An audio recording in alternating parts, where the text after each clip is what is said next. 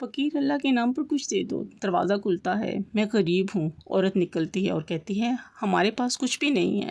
فوراً سے عورت اندر بھاگتی ہے اور لڑکی کو پکڑ کر کہتی ہے چلو میرے ساتھ۔ لڑکی کہتی ہے تائی کیا ہوا؟ وہ عورت لڑکی کو پکڑ کر دروازے پر کھینچ کر لاتی ہے اور مانگنے والے کو کہتی ہے اسے لے جاؤ۔ لڑکی کہتی ہے تائی آپ کیا کہہ رہی ہیں؟ خدا کا خوف کریں، ایسا نہ کریں۔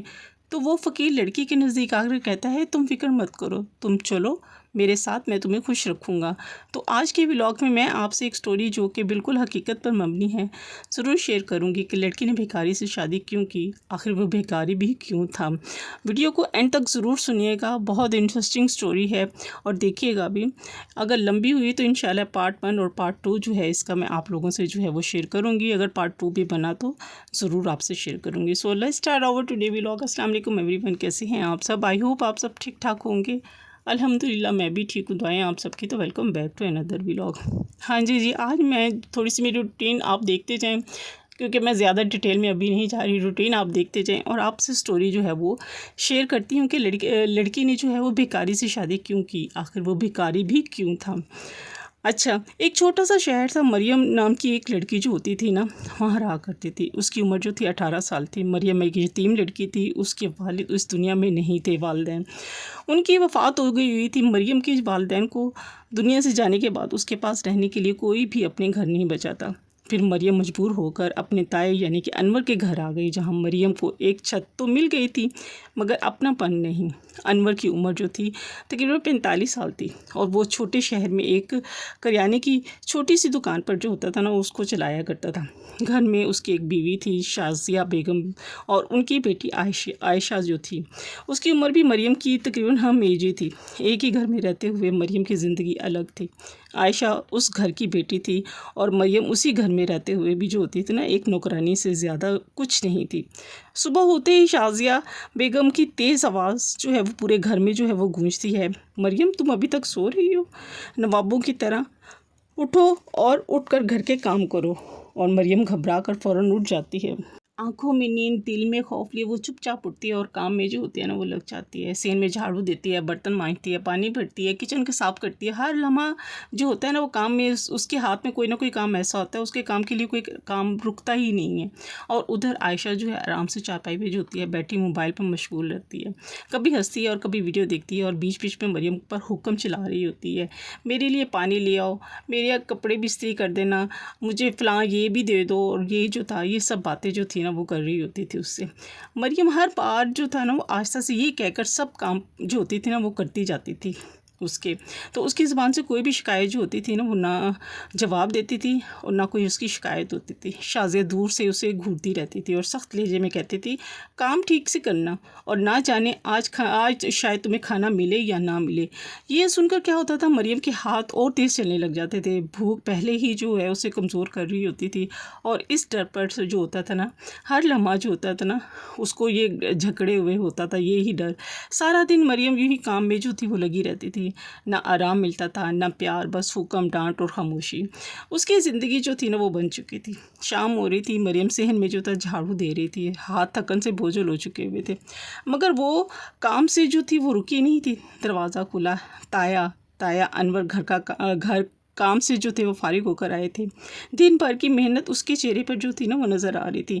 مریم نے انہیں دیکھا تو فوراً سر جھکایا اور سائڈ پر ہو گئی۔ انور کی نظر جو تھی وہ مریم پر ایک لمحے کے لیے ٹھہر سی گئی۔ اس کے دل میں جو تھی نا ہمدردی آئی مگر انور تایا اسے کچھ کہہ نہ سکا، کیونکہ وہ جانتا تھا کہ اس کی بیوی جو شازیہ بیگم ہے وہ بہت تیز اور چالاک عورت ہے۔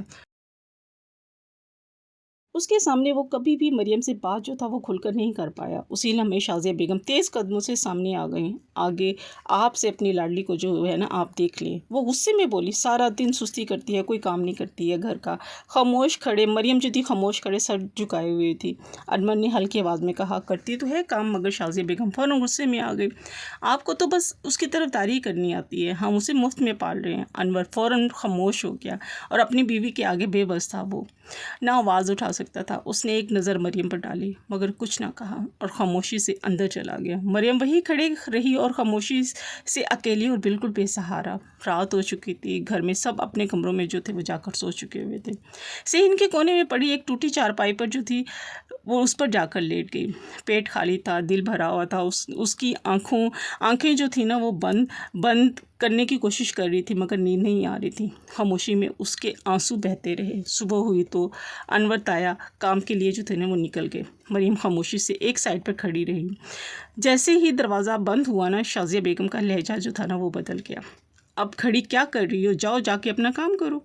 مریم ڈر کر اپنا کام میں جو تھی وہ لگ گئی۔ اتنے میں دروازے پہ دستک ہوئی۔ اللہ کے نام پر کچھ دے دو۔ شازیہ بیگم تیز قدموں سے دروازے کی طرف بھاگی اور دروازہ کھول دیا۔ دروازہ کھلا تو ایک نوجوان فقیر جو تھا نا وہ کھڑا تھا، پھٹے پرانے کپڑے مگر نظریں جو تھیں وہ سیدھی۔ وہ آہستہ سے بولا، اللہ کے نام پر کچھ دے دو۔ شازیہ بیگم اسے سرد نظروں سے جو تھی نا وہ اس نے اس کو دیکھا اور کہا کہ ہمارے پاس کچھ نہیں ہے۔ وہ مڑنے ہی لگی تھی کہ اس کی نظر مریم پر پڑی، جو خاموشی سے جو تھی نا سائڈ پہ کھڑی ہوئی تھی۔ اسی وقت عائشہ بھی جو تھی نا وہ قریب آ گئی اور ہلکی سی مسکراہٹ کے ساتھ بولی، امی بالکل ٹھیک کہہ رہی ہیں مگر آپ شازیہ بیگم کے چہرے پر سختی آ گئی اب، اور فقیر کی طرف سے جو تھا نا وہ مڑی اور بڑی بے رحمی سے بولی، اگر لینا ہی ہے تو اسے لے جاؤ۔ مریم جیسے ہی سن کر ساگت ہو گئی۔ اور تائی آپ کیا کہہ رہی ہیں؟ اس کی آواز کانپ رہی تھی اور روتے ہوئے جو تھا وہ آگے بڑھی۔ آپ ایسا نہ کریں۔ مریم کی آنکھوں سے آنسو بہنے لگے مگر شازیہ بیگم نے اس کی ایک نہ سنی۔ اس نے مریم کا جو تھا وہ ہاتھ پکڑا اور زبردستی فقیر کے حوالے کر دیا۔ دروازہ زور سے بند ہو گیا اور مریم روتی ہوئی اجنبی کے ساتھ اکیلی رہ گئی۔ مریم دروازے کے باہر کھڑی رہی تھی، آنکھوں سے آنسو مسلسل اس کے بہہ رہے تھے۔ فقیر نے آہستہ سے اس کی طرف دیکھا اور نرم لہجے میں بولا، آپ فکر نہ کریں، میں آپ کے ساتھ ہوں، گھبرانے کی ضرورت نہیں ہے۔ مریم نے نرم آنکھوں سے جو تھا نا اس کی طرف دیکھا مگر کچھ نہ بولی۔ مریم آہستہ آہستہ اس کے ساتھ چلنے لگ گئی۔ چھوٹا سا شہر پیچھے رہ گیا تھا اور راستہ بدلتا گیا۔ کچھ دیر کے بعد ایک خوبصورت سے بنگلے کے پاس آ کر رک گئی۔ مریم حیران ہو گئی۔ اس نے چونک کر اس لڑکے کی طرف دیکھا مگر وہ خاموشی سے دروازہ کھول کر اندر چلا گیا اور مریم بھی آہستہ آہستہ اس کے ساتھ اس کے پیچھے ہو گئی۔ اندر سب کچھ صاف، پرسکون اور بے حد خوبصورت تھا۔ وہ ابھی حیرانی میں ہی تھی، کھوئی ہوئی تھی کہ ایک بوڑھی عورت جو تھی نا وہ باہر آئی۔ اس نے پہلے مریم کو دیکھا، پھر اپنے بیٹے کی طرف کہا، یہ کون ہے بیٹا؟ مریم خاموشی سے جو ہے نا وہ کھڑی سب دیکھ رہی تھی۔ اس کے دل میں بس ایک سوال تھا، یہ سب کیا ہے؟ ایک فقیر اور اتنا بڑا گھر۔ وہ حیران بھی تھی اور خوف کے درمیان جو تھی نا وہ کھڑی ہوئی تھی۔ بوڑھی ماں نے حیرانگی سے پوچھا، یہ کون ہے بیٹا؟ فقیر ایک لمحہ خاموش ہو گیا۔ اس نے مریم کی طرف دیکھا، پھر آہستہ سے بولا، امی یہ یتیم ہے، اس کا کوئی سہارا نہیں، اس لیے اسے یہاں لے کر آیا ہوں۔ اتنا کہہ کر وہ خاموشی سے جو تھا وہ مڑ گیا اور بنگلے سے جو تھا نا وہ باہر چلا گیا۔ صفیہ بیگم کچھ لمحے وہیں کھڑی رہی، پھر ان کے چہرے پر جو تھی نا نرمی آ گئی۔ انہوں نے مریم کی طرف دیکھا اور آہستہ سے کہا، آؤ بیٹی اندر آ جاؤ۔ مریم خاموشی سے ان کے ساتھ کمرے میں چلی گئی اور تھوڑی دیر بعد کھانا لے کر آئی، اس کے سامنے رکھ دیا۔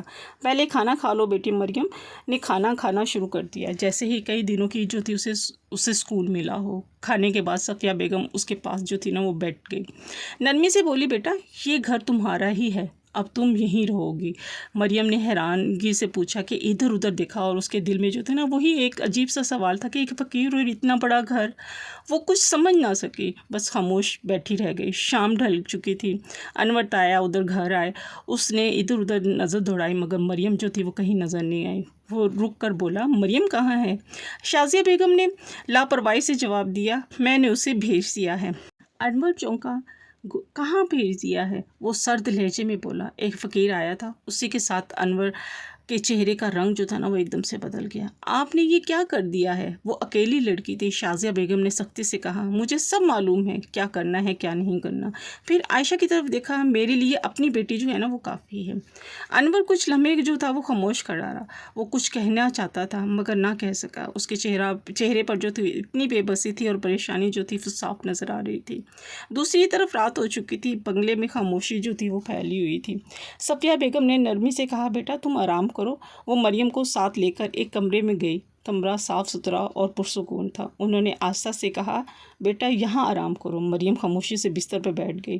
صفیہ بیگم دروازہ جو تھا وہ بند کر چلی گئی تھی اور کمرے میں خاموشی چھا گئی تھی۔ مریم ادھر ادھر دیکھتی رہی۔ اس کے ذہن میں ایک ہی جو تھی وہ بات جو تھی وہ گھوم رہی تھی، اتنا بڑا گھر اور فقیر، یہ سب کیا ماجرا ہے؟ بس کچھ سمجھ نہ آ سکی۔ بس آہستہ آہستہ اس کی آنکھوں میں جو تھی نا وہ بند ہونے لگ گئیں اور وہیں سو گئی۔ جب صبح ہوئی تو صفیہ بیگم کمرے میں آئی۔ بیٹا اٹھو، صبح ہو گئی ہے۔ مریم کمرے سے باہر آ گئی اور صحن میں جا کر بیٹھ گئی۔ कुछ देर बाद सफिया बेगम नाश्ता लेकर आ गए। लो बेटा नाश्ता कर लो। मरियम खामोशी से नाश्ता करने लगी। नाश्ते के बाद मरियम ने हिम्मत कर पूछा, अम्मा मुझे कुछ समझ नहीं आ रहा है, वो फ़कीर कौन है और ये बंगला? सफिया बेगम कुछ लम्हे जो थी ना वो खामोश रहीं, फिर आहिस्ता से बोली, मैं भी कुछ नहीं जानती। वो एक लम्हा रुकी। वो बस अपना काम करता है, ज़्यादा बातें नहीं करता। तुम फिक्र ना करो, वक्त के साथ साथ सब समझ आ जाएगा। मरियम खामोश हो गई, मगर अब भी जो था ना दिल में सवाल बाकी था। मरियम आस्ता आस्ता उसके घर के कामों में जो थी ना वो लग गई। वो अक्सर सफ़िया बेगम से कहती, अम्मा आप आराम करें, मैं कर लेती हूँ, और फिर खामोशी से काम में जो थी वो मसरूफ़ हो जाती थी। सफ़िया बेगम उसे देखती रहती थी, उसके दिल में जो थी नरमी आ जाती थी, मगर मरियम के दिल में पुरसुकून के साथ साथ एक उलझन भी जो थी। वो जब भी बड़े से बंगले को देखती, उसके जहन में जो था वही सवाल आता था, फ़कीर कौन था और ये सब क्या है? कई बार कुछ पूछने का सोचती भी थी, मगर फिर खुद ही जो थी वो खामोश हो जाती थी, और उसी खामोशी के साथ आहिस्ता आहिस्ता उस नई ज़िंदगी का हिस्सा बनती चली गई। दूसरी तरफ आहिस्ता आहिस्ता बातें शुरू होने लग गईं। शाज़िया ने एक दिन कहा, अब आयशा बड़ी हो गई है, उसकी शादी कर देनी चाहिए। अनवर खामोशी से जो था वो सुनता रहा, फिर बोला, अगर कोई अच्छा रिश्ता मिल जाए तो फिर ठीक है। आयशा भी जो थी वो बैठी हुई थी, उसके चेहरे पर हल्की सी जो थी ना वो खुशी आ रही थी। चंद दिन ही के बाद उसकी पड़ोस से जो था एक रिश्ता आ गया। शाज़िया बेगम ने जल्दी से हाँ कर दी और घर में शादी की तैयारियां जो थी वो शुरू हो गई थी। चंद दिन बाद आयशा की जो थी वो शादी भी हो गई थी। बस सादगी से शादी हुई। चंद रिश्तेदारों को बुलाया, इकट्ठा किया और खामोशी से रस्म अदा की, और रुखसती का वक्त आ गया था। आयशा की आंखों में आंसू थे। बस एक लम्हे को रुकी और अपने घर को देखा और खामोशी से रुखसत हो गई। जिस लड़के से उसकी शादी हो गई थी उसका नाम वसीम था। वो बज़ाहिर तो ठीक लगता था, सीधा साधा सा, लेकिन वो आवारा मिजाज था, और ये बात किसी को मालूम भी नहीं थी। शादी के चंद दिनों के बाद आयशा जो थी अपने घर में रहने लगी। घर में वसीम, आयशा की सास ससुर वक्त के साथ उनके जो थे वो रवैये में तब्दील होने लग गए। आयशा की सास यानी कि रुकैया आयशा को देखती और कहती कि तुम्हें घर के काम काज नहीं आते हैं, जली हुई रोटी कोई पकाने का तरीका है, और कभी कहती कि तुम्हें किसी ने कुछ सिखाया ही नहीं है। उनके अल्फाज ज़्यादा नहीं होते थे, मगर दिल को जो थे वो चीर कर रख देते थे। और वसीम भी बदलने लगा। वो अक्सर घर में जो था वो देर से आता था और आते ही खामोशी से बैठ जाता था। आयशा के साथ बात करना जैसे ज़रूरी ही नहीं रहा। घर में होते हुए भी जो होता था ना, फासले का एहसास रहता था। आयशा सब कुछ जो थी वो खामोशी से सहती और दिल ही दिल में यही सोचती कि शायद वक्त के साथ साथ जो है सब ठीक हो जाएगा।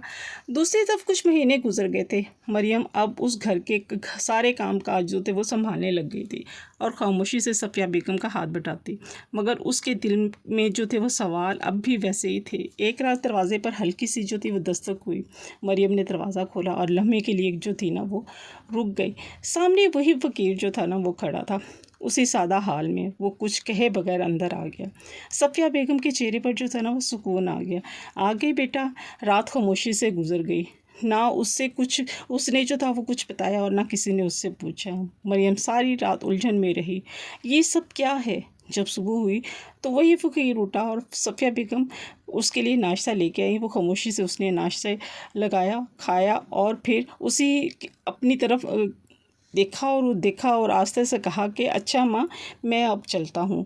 बिना कुछ कहे वो वापस चला गया। मरियम दरवाजे पे खड़ी रही, उसे जाता देखती रही। उसके दिल के सवाल और भी ज़्यादा जो थे वो बढ़ गए थे। आखिरकार ये फ़कीर कौन है। मरियम आहिस्ता आहिस्ता जो थी वो अंदर आ गई। उसके चेहरे पर उलझन जो थी वो साफ दिखाई दे रही थी। बस सफ़िया बेगम के पास आकर रुक गई और डरते हुए बोली, अम्मा ये कौन है। सफ़िया बेगम ने एक लम्हे उसे देखा, फिर नरमी से बोली, बेटा हर बात का एक वक्त होता है।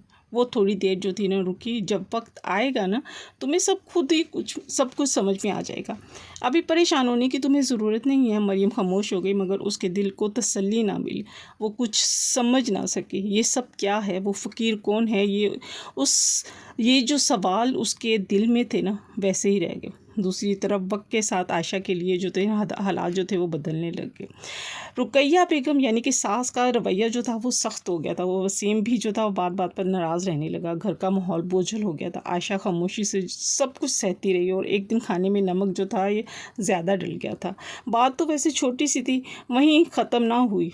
لیکن رقیہ بیگم نے سخت لہجے میں عائشہ کو جو تھا نا وہ ٹوک دیا تھا۔ عائشہ گھبرا گئی اور کچھ بات کہنے لگی تھی مگر بات نہیں کہہ پائی۔ اسی دوران وسیم گھر میں آ گیا۔ اس نے بات سنے بغیر ہی جو تھا نا عائشہ پہ غصہ ہونے شروع ہو گیا۔ عائشہ اپنی صفائی دینے چاہتی تھی مگر اس کی سنی نہیں گئی۔ غصے میں اتنا بے قابو ہو گیا تھا وسیم کہ اس نے غصے میں جو تھا نا عائشہ کو طلاق دے دی اور ایک لمحے میں سب کچھ ختم ہو گیا تھا۔ عائشہ گمسم جو تھی وہ کھڑی رہ گئی، آنکھوں میں آنسو تھے مگر اب کچھ باقی نہ رہا۔ وسیم نے دھکا دے کر عائشہ کو گھر سے باہر نکال دیا تھا، دروازہ بند کر دیا تھا۔ عائشہ کچھ لمحے جو تھا نا وہ وہیں کھڑی رہی اور آنکھوں سے جو تھے وہ آنسو اس کے بہ رہے تھے مگر اب اس کے پاس واپس جانے کا کوئی راستہ نہ آ رہا تھا اور وہ اپنے گھر کی طرف جو تھی وہ چل پڑی۔ کچھ دیر کے بعد گھر اپنے پہنچی اور دروازہ کھلا۔ شازیہ بیگم کی نظر جو تھی اس پر پڑی تو وہ گھبرا گئی کہ کیا ہوا۔ عائشہ نے بھری ہوئی آواز پہ جو تھا نا کہا، امی مجھے طلاق ہو گئی ہے۔ یہ سنتے ہی شازیہ بیگم جو تھی نا وہ ساکت ہو گئی، آنکھوں میں آنسو اور گھر میں خاموشی سی چھا گئی تھی۔ شام کو جب انور گھر آیا اس نے عائشہ کو اس حال میں دیکھا تو پریشان ہو گیا۔ پوچھا، بیٹی کیا ہوا؟ بیٹی نے روتے ہوئے کچھ بتایا۔ انور خاموش جو تھا نا وہ ہو گیا۔ اس کے چہرے پر جو تھا نا فکر اور بیٹی کی بے بسی جو ہوتی تھی نا وہ صاف نظر آ رہی تھی۔ ادھر شازیہ بیگم جو تھی ان کے دل میں بھی جو تھا نا پہلی بار پچھتاوے کی جو تھی نا وہ چبھن محسوس ہونے لگی۔ جب صبح ہوئی تو گھر کا ماحول جو تھا نا کافی اداس ہو چکا ہوا تھا۔ انور سب سے زیادہ پریشان تھا۔ وہ جو تھا صدمے سے برداشت نہ کر سکا اور اپنے سینے پہ ہاتھ رکھا، درد سے تڑپا اور عائشہ اور شازیہ بیگم گھبرا کر انور کے طرف جو تھے وہ بھاگے مگر انور کچھ نہ بول سکا اور چند ہی لمحوں میں وہ دنیا سے چلا گیا۔ عائشہ اور شازیہ بیگم جو تھی وہ روتی رہ گئی۔ کوہرام مچ گیا، شور سنتے ہی سب جو تھے لوگ اکٹھا ہونا شروع ہو گئے اور دیکھتے ہی دیکھتے گھر جو تھا وہ لوگوں سے بھر گیا۔ ہر طرف خاموشی، افسوس کی فضا جو تھی نا وہ تھی۔ لوگ جو تھے انور کے پاس آتے دعا کرنے میں لگ جاتے اور کچھ دیر کے بعد انور کو دفنانا دیا جاتا تھا۔ گھر جو تھا سنسان سا جو تھا نا وہ ہو گیا تھا۔ چند دن گزر گئے۔ انور کے جانے کے بعد گھر میں کوئی کمانے والا نہ رہا۔ مجبوری میں دکان بھی جو تھی وہ بیچ دی۔ کچھ دن اسی سے گزارا چلایا، جو پیسے وہاں سے ملے تھے دکان بیچ کے۔ آہستہ آہستہ وہ بھی ختم ہو گئے۔ اب کوئی سہارا نہ تھا، نہ آمدن تھی۔ ان کے گھر کے حالات دن بدن جو تھے نا وہ خراب ہونے لگے۔ شازیہ بیگم جو تھی وہ پریشان رہنے لگی۔ عائشہ کو بھی جو تھا نا وہ چپ لگ گئی تھی۔ ایک دن شازیہ بیگم نے بھاری آواز میں کہا، ہم سے بہت بڑی غلطی ہو گئی ہے، ہم نے مریم کے ساتھ جو تھا نا اچھا نہیں کیا۔ عائشہ نے سر جھکا لیا۔ دونوں کے دل پر جو بوجھ تھا نا وہ بڑھتا چلا گیا۔ ادھر لوگوں نے بھی جو تھا ان کا ساتھ چھوڑ دیا، ان کے قریب کوئی آنے کو تیار نہیں تھا۔ سب کو معلوم تھا کہ انہوں نے مریم کے ساتھ کیا کیا تھا، شاید یہی ان کا عمل جو تھا نا اس کا نتیجہ تھا۔ حالات یہاں تک پہنچ گئے تھے کہ کھانے کو بھی جو تھے نا وہ ترس گئے تھے۔ دوسری طرف جو تھا عرصہ گزرنے کے بعد ایک دن دروازہ کھلا اور وہی نوجوان گھر میں داخل ہوا مگر اس بار جو تھا نا وہ پہلے جیسا نہیں تھا۔ صاف ستھرے کپڑے اور اچھا اور خوبصورت انداز، اور مریم اسے دیکھ کر جو تھی نا وہ رک گئی، وہ پہچان نہ سکی۔ اتنے میں صفیہ بیگم آ گئی۔ آگے بیٹا، وہ ہلکی سے مسکرایا۔ جی اماں آ گیا۔ مریم کی حیرانگی اور بڑھ گئی۔ وہ آہستہ سے بولی، آپ تو فقیر تھے، یہ سب کیا ہے؟ اور وہ چند لمحے جو تھے نا وہ خاموش رہے اور پھر بیٹھ گیا۔ آپ آؤ بیٹھو، میں سب بتاتا ہوں۔ مریم اس کے سامنے بیٹھ گئی۔ وہ بولا، آج تک میں نے یہ بات کسی کو نہیں بتائی لیکن آج تمہیں بتا رہا ہوں، مگر یہ بات تم نے بھی جو ہے نا کسی کو نہیں بتانی ہے۔ مریم نے سر ہلا دیا۔ پھر اس نے کہا کہ میرا نام شہزاد ہے۔ وہ ایک لمحہ رکا، اور میں جو ہے خفیہ ادارے ISI کا جو ہے آفیسر ہوں۔ مریم حیرانی سے اسے دیکھتی رہ گئی، پھر بولا، ایک مشن تھا جس کے لیے مجھے فقیر کا روپ جو تھا اختیار کرنا پڑا۔ کئی مہینوں سے اس پر کام جو تھا وہ چل رہا تھا۔ میرا مشن مکمل ہو چکا ہے۔ پھر اس نے سنجیدگی سے کہا کہ لوگوں کی نظر میں ایک فقیر تھا مگر حقیقت کچھ اور تھی۔ چند لمحے مریم کو دیکھتا رہا، پھر بولا، میں تمہیں یہاں یوں ہی نہیں لایا تھا۔ مریم خاموش رہی۔ میں چاہتا تھا اب میں اپنی نئی زندگی شروع کروں۔ پھر کہا کہ میں تم سے شادی کرنا چاہتا ہوں، کیا تم راضی ہو؟ مریم نے کچھ نہ کہا، بس ہلکی سی مسکراہٹ اور شرما گئی۔ اسی لمحے میں جو تھا نا اس کی رضا جو تھی نا وہ صاف ظاہر ہو رہی تھی۔ چند دنوں کے بعد دونوں کی شادی ہو گئی تھی۔ مریم کے چہرے پہ سکون اور خوشی دونوں جو تھی وہ نظر آ رہی تھی۔ دل ہی دل میں وہ شکر ادا کر رہی تھی۔ شہزاد بھی اس کا ہر طرح کا خیال رکھتا تھا اور وقت گزرتا گیا، خوشی سے زندگی گزارنے لگے۔ ایک دن شہزاد نے مسکرا کر کہا، چلو آج شہر گھومنے چلتے ہیں۔ مریم نے مسکرا کر کہا، ٹھیک ہے۔ دونوں گاڑی میں بیٹھے شہر کی طرف نکل گئے۔ مریم جیسے نئی زندگی جو تھی وہ محسوس کر رہی تھی۔ کچھ دیر کے بعد شہزاد نے ایک جگہ پہ گاڑی روکی۔ دونوں گاڑی سے اترے، جیسے ہی آگے بڑھے مریم کے قدم اچانک رک گئے۔ اس کی نظر سامنے پڑی، فٹ پاتھ پر کنارے پہ دو عورتیں جو تھی وہ بیٹھی تھی، پرانے کپڑے ہاتھ میں کٹورا لیے بھیک مانگ رہی تھی۔ مریم کی سانس جو تھی وہیں پہ رک گئی۔ وہ پہچان چکی تھی، وہ اس کی تائی تھی، شازیہ بیگم اور عائشہ تھی، اور اس کی طرف جو تھی وہ بڑے آنکھوں میں حیران اور دل میں جو تھی بے شمار سوالات تھے۔ اب یہاں کیا کر رہی ہیں؟ شازیہ بیگم نے سر اٹھایا۔ पहले तो वो मरियम को पहचान ना सके, फिर जैसे ही नज़र उठाई और चौंक गई। मरियम तुम उनकी आवाज़ जो थी ना वो काम गई। तुम जिंदा हो? मरियम ने पुरस्कुर लहजे में कहा। मैं मरियम हूँ। फिर उसने शहजाद की तरफ इशारा किया, और जिसके हवाले आपने मुझे किया था ना वो यही है। ये सुनते ही शाज़िया बेगम की आंखों में आंसू आ गए। वो कांपती हुई आवाज़ में बोली, बेटा हमें माफ़ कर दो, हमसे बहुत बड़ी भूल हो गई है। आयशा भी सर झुकाए बैठी रही। मरियम कुछ देर खामोश रही, फिर बोली, आप माफ़ी के काबिल तो नहीं है, मगर अल्लाह की रज़ा के लिए मैं माफ़ करती हूँ। उसने चंद नोट निकाले और कटोरे में रख दिए, फिर खामोशी से मुड़ गई। दोनों आगे बढ़े, रेस्टोरेंट में दाखिल हुए, खाना खाया। कुछ लम्हे खामोशी रही।